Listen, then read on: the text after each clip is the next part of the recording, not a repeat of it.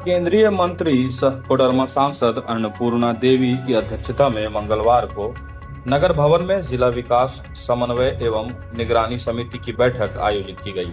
बैठक में सूबे के नगर विकास मंत्री सह सदर विधायक सुदीव्य कुमार, गिरिडीह सांसद चंद्र प्रकाश चौधरी, राज्यसभा सांसद सरफराज अहमद, डुमरी विधायक जयराम महतो, बगोदर विधायक नागेंद्र महतो, जमुआ विधायक मंजू कुमारी, जिला परिषद अध्यक्षा मुनिया देवी, गिरिडीह नगर निगम की महापौर प्रमिला मेहरा के अलावे उपायुक्त रामनिवास यादव, एसपी डॉक्टर विमल कुमार सभी विभागों के अधिकारी मौजूद थे।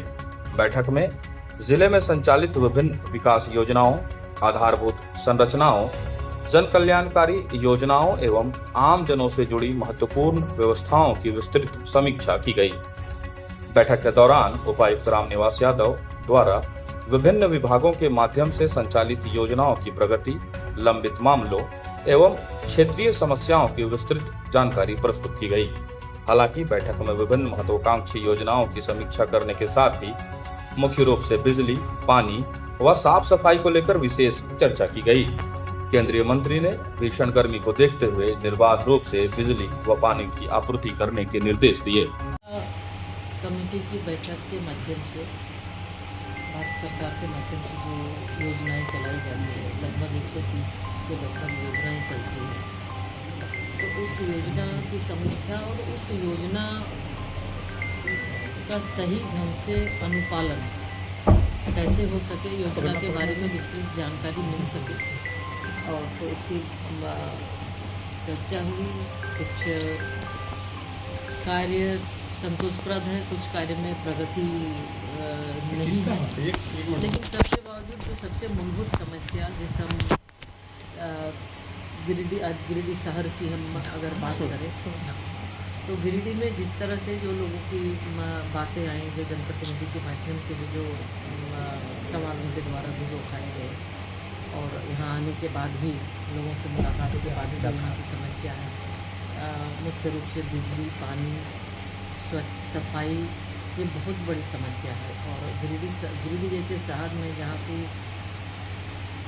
मतलब सरकार, राज्य के सरकार के मंत्री इस गिरिडीह से, पूरा तंत्र उनका, और उसके बाद फिर यहाँ पे लोगों को शुद्ध पेयजल भी नसीब नहीं हो रहा है। जो पीएचडी के तहत जो उन्हें सप्लाई पानी दिया जाता है, कहीं ना कहीं वो लोगों की ये शिकायतें हैं कि जहाँ तहाँ पाइप फूट गया है तो नाली का पानी लोगों को पीने को मजबूर होना पड़ रहा है।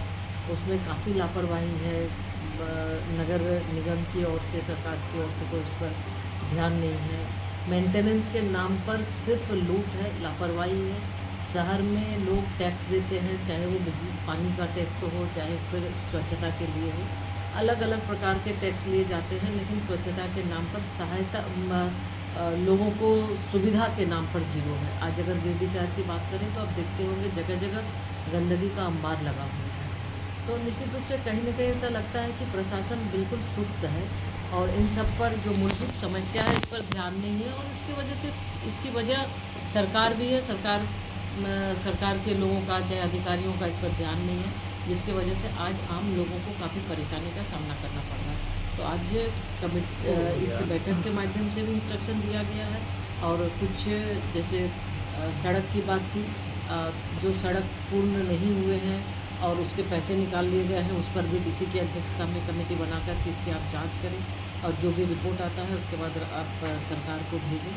तो इस तरह से देखें तो जो विकास के काम है, विकास के काम में जिस स्तर पे, जिस तरह से सरकार और यहाँ के अधिकारियों को रुचि लेनी चाहिए, कहीं ना कहीं उसमें कमी दिखती है। जनप्रतिनिधियों की उपस्थिति में, अध्यक्ष की उपस्थिति में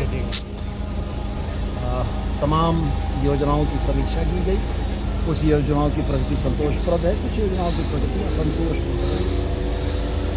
तमाम विभागों को निर्देशित किया गया, और मैं यह मानता हूँ कि इस बैठक के फलाफल जिले के लिए बेहतर है।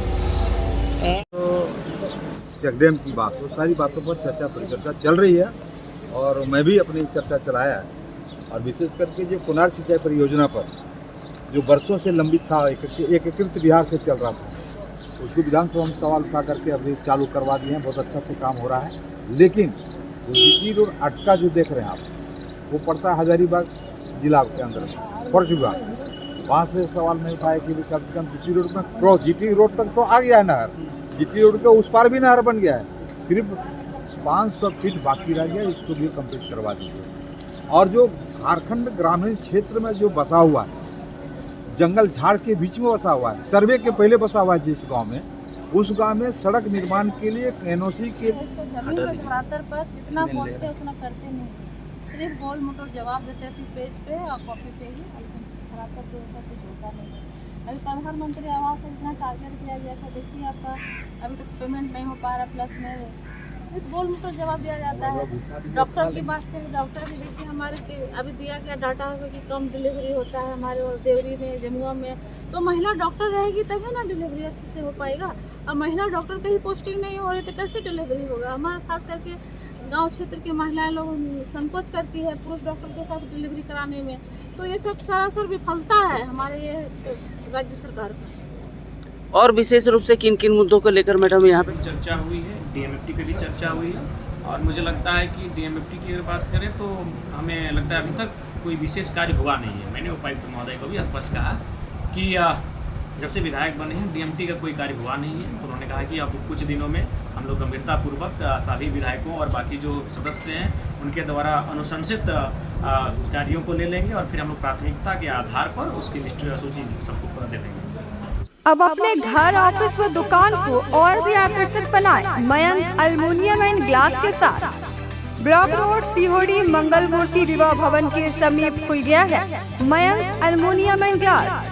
हमारे शॉप में घर, ऑफिस सहित अन्य स्थानों के लिए एल्युमिनियम के बने sliding window, fixed partition, PVC, UPVC, door, fall ceiling, steel railing, ACP structure, तफन ग्लास व स्टील का गेट व विंडोज बनाया जाता है। तो एक बार आपकी अपनी दुकान मयंक एल्युमिनियम में अवश्य पधारें। तो हमारा पता याद रखें, कॉलेज रोड, सीहोड़ी, गिरिडीह।